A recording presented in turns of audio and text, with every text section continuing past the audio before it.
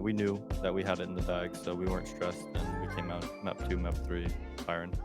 I've been performing great recently. I think I'm one of the most confident players in Valorant for sure. I never get down on myself. I don't really have that type of emotion. Last year we had a little bit more leadership, but I think this year we're all leaders in the team.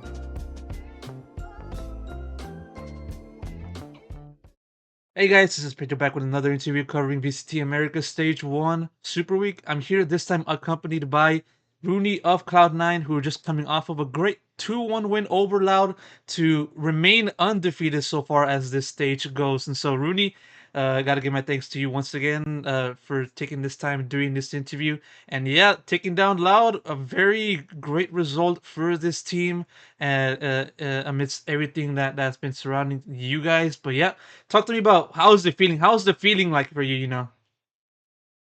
Uh, Man, I would be lying if I said it didn't feel like another day, to be honest. I mean, I've always been the underdog of everything I've ever played. I'm used to it. And I usually come up on top, same as last year. We were doubted a lot, and this year we're doubted a lot again. But for me, I mean, I can't speak for the team. They're super excited. I'm just trying to make masters or champs. So another win, another point. We're going to the next. Yeah, and so you guys will certainly move forward. But you can backtrack a little bit and just talk about this series for a second. It was a very tight series from wire to wire, save for like map two, because you guys dominated in Icebox. But yeah, just starting off on Bind, losing there. I believe it was your map pick. Yes, it was. I mean, Mhm. talk to me about how that first map kind of transpired and just kind of what kind of made things go south for this team against Loud. To be honest, Bind felt good. We just lost some little situations that we should have won, and honestly, the game would have looked way different, like something like a 13-5 or 13-6, and we just made little mistakes at the wrong times. They capitalized, props to them, and they took it away from us. We knew that we had it in the bag, so we weren't stressed, and we came out map 2, map 3 firing. Yeah, and it certainly did show. The confidence never wavered. It does feel like it does it right for you and the team. Going from map one to map two, and then obviously over to map three. Mhm. So, like, I mean, the easy part for us is, we can just say we've done it before. We lost map one, we lost map one again. No, we lost map one again. We've done it every time and we've won every time. So it's not a big deal. We stay confident and we know we can win.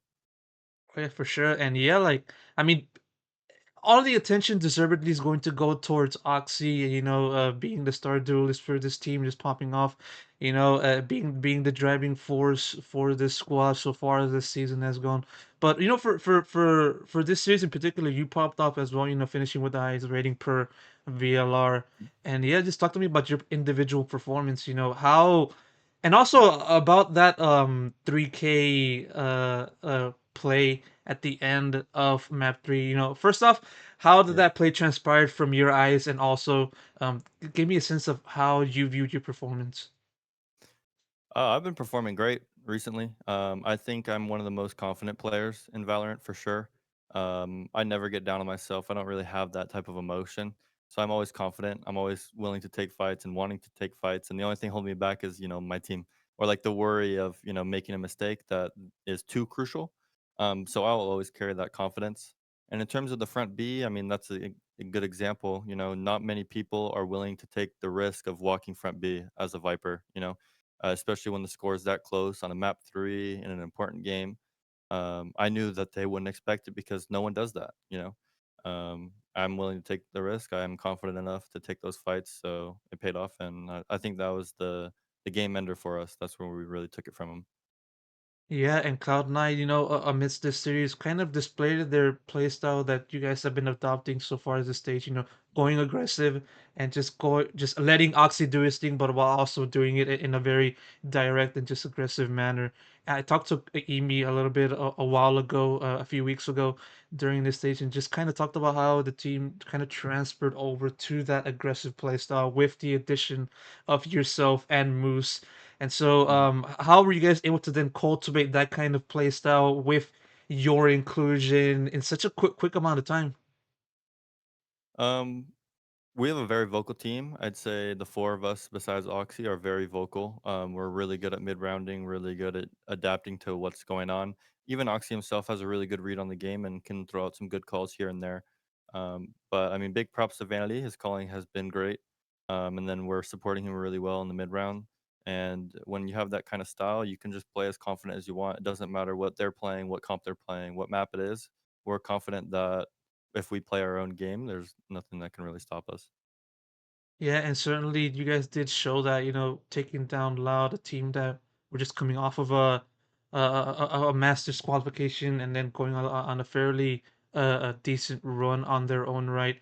And yeah, like taking down Loud, what does this kind of show about Cloud9 and yeah, like for you guys to pull that off, what does that show about the team's current form, against the rest of the league? Man, I don't think I saw a single person predict that we were gonna win this game. I think I saw like 15 or 20 predictions of only Loud, and I don't even know if I've ever saw one besides obviously, Cloud9 fans. But I mean, we know that we're a strong team. We have confidence to play anyone. And this win just gives us more confidence, to continue playing this way and continue being confident. So I'd say it's big for the younger guys for sure. Moose and Oxy are gonna get a good dopamine hit off this win for sure. But for me, Eric or Zeppa and Vanity, we're a little more experienced, so we know, on to next. It's kind of funny just looking at this results, from my perspective, looking at this team and just its progression from the past 2 years. It's literally almost the same way as how this team has progressed compared to last year. Because, like, of course, at that point last year, Cloud9 was kind of going on a decent run, building momentum. But it wasn't until I think you guys took down NRG, in which people now started looking at you guys as a very good competitor and a major contender within VCT Americas. It's kind of going the Yeah. same route after taking down Loud. And so that said, is this kind of is this Cloud9 just pulling off a very great sequel compared to like 2023, like Cloud9 VCT Part 2 Electric Boogaloo type of stuff?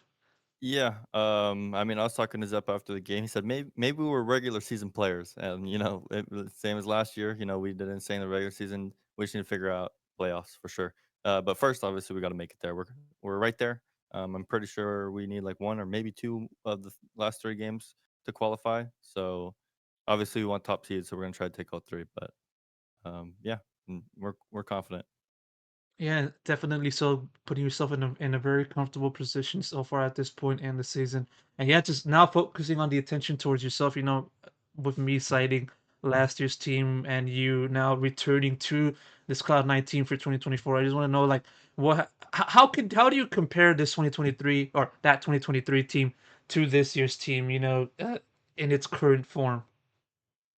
I think this team might be a little ahead in terms of firepower, in terms of vocality and confidence. Last year we had a little bit more leadership, but I think this year we're all leaders in the team. It feels like we're all leaders. Um, yeah, I mean it feels a little bit better than the last year, and that's a good thing because last year our team was really good. We just need to make sure that we're playing our game and not going off track like we did last year. You mentioned a little bit about talking or going over things with Vanity and just kind of uh, um, playing alongside him and just talking to making certain calls during officials. How has that kind of dynamic evolved from your inclusion to the team up until now? How has that kind of thing evolved? Yeah, so Vanity's a great caller. He's very confident in his calls and knows what he's doing. But a good thing, really good thing about him is he respects us all to the same level. So if somebody has a read, if somebody wants to make a call, he's always open ears and giving us the go ahead to call what we need to call. And he trusts us, so we trust him, and it works out. Yeah, and going a little bit back towards the earlier portion of the conversation, you described this team as an underdog, and I think also you did that the same for yourself, your specific. And so that said, how much have like what is the one thing that kind of changed the most for you to kind of be a different form of player, compared to last season, and also what makes you kind of continue to see yourself as the underdog, be it individual slash as a collective with your team? Underdog for the team specific is just like people don't think that we're good enough. People haven't seen Moose. They think we're weak. The team had a rough showing in kickoff. And certain people don't believe in certain players or coaches. But that doesn't really matter as long as we all believe in each other. And in terms of individual, um, last year we did too many mistakes, made too many changes internally, and messed up the confidence of the players. This year, it's full confidence. They asked for me back. I'm shooting well. I'm playing well. They're giving me the green light to do whatever I want. I'm gonna be confident. My team believes in me. I'm gonna give them my best, and that's what's working right now. And now, what's the confidence level like now? Road ahead. You got 100 Thieves in less than 2 days as of the time of this recording, and then after that, Fury and MIBR. MIBR. I mean, what's the confidence now going forward? Into rest of regular season and also hopefully playoffs. Confidence is always going to be high. I don't think we really look at the opponent that we're playing against that much as a team, as the players specifically. The coaches and Vanity or IGL are looking a little more into their tendencies a little bit, but for the most part, we're just playing our game. Doesn't matter who we're playing against. We just play how we want to play, and that's what works for us. So we don't need to think too much about them. Yes, this story is eerily similar to Cloud9 2023, but hopefully, unlike that, the Cloud9 2023 team, this Cloud9 team can go on a deep run in playoffs and hopefully Mhm. maybe make Masters Shanghai. So, Rooney, thank you so much for taking the time doing this Yeah. interview. Really appreciate it. And yeah, best of luck goes for you and the team for the next one.